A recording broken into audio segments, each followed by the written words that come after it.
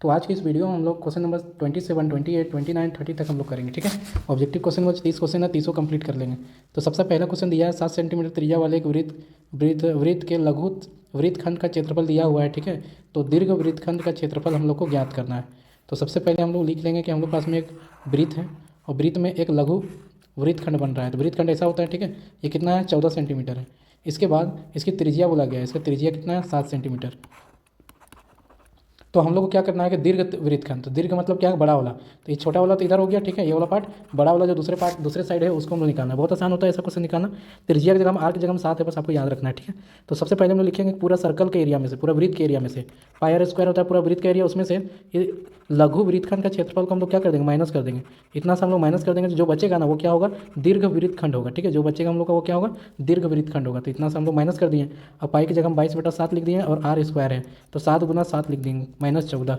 ठीक है, यहाँ से हल करेंगे, 7 से 7 कट जाएगा, 22 को 7 से गुना करेंगे तो 154 आएगा, -14 घटाएंगे तो 140 आ जाएगा सेंटीमीटर। ठीक है, ऑप्शन नंबर ए में है। अगला क्वेश्चन है, एक शंकु का आयतन है जिसका आयतन दिया हुआ है 1570 सेंटीमीटर क्यूब, यदि इसके आधार का क्षेत्रफल भी दिया हुआ है। तो हम शंकु का जो आधार दिख रहा है आपको, ठीक है, ये आधार, इसका क्षेत्रफल दिया हुआ है। इसका क्षेत्रफल कितना दिया हुआ है, तो इसका क्षेत्रफल 314 दिया हुआ है। ठीक है, तो अगर इसका क्षेत्रफल दिया है तो यहाँ से हम लोग आर निकाल सकते हैं। क्या लिखेंगे कि ये जो है ना वृत्त जैसा दिखता है, इसलिए वृत्त का क्षेत्रफल लिख देंगे, कितना है, पाई आर स्क्वायर। ये किसके बराबर हो जाएगा, इसके आधार का क्षेत्रफल यानी 314 के बराबर।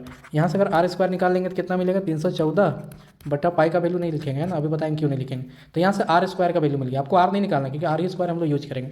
इसके बाद बोला गया है कि शंकु का आयतन दिया हुआ है। ठीक है, हम लोग को क्या निकालना है, इसकी ऊंचाई निकालना है।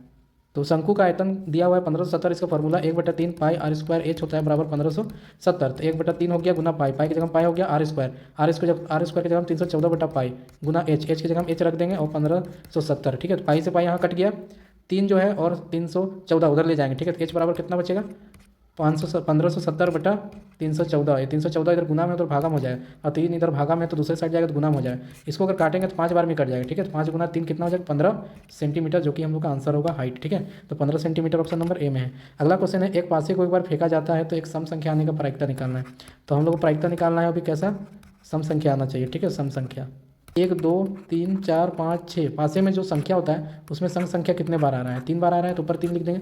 टोटल कुल संख्या कितना आ रहा है, ई के अनुकूल कुल परिणामों की संख्या कितना है, 6 तरह का नंबर है, तो इसको कट कर देंगे तो 1/2 हो जाएगा। तो यानी कि सम संख्या आने का प्रायिकता 1/2 हो जाएगा। ठीक है,